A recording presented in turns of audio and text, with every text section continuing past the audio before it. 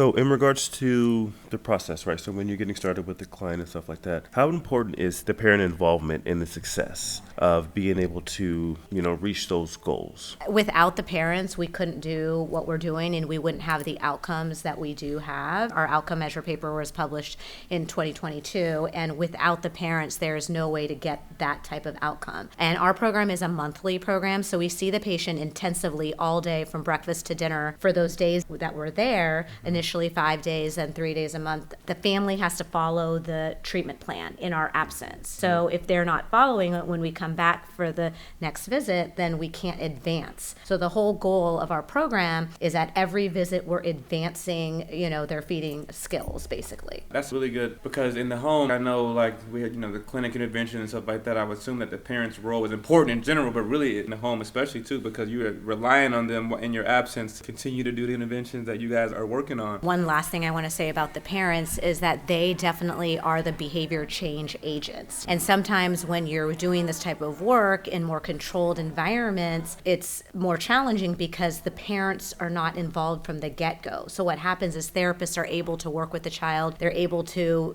reduce their inappropriate behaviors before sometimes the parents get in. We don't have that luxury. Sometimes we are having the family implement as we're trying to evaluate what is the best treatment. So it gets a little challenging.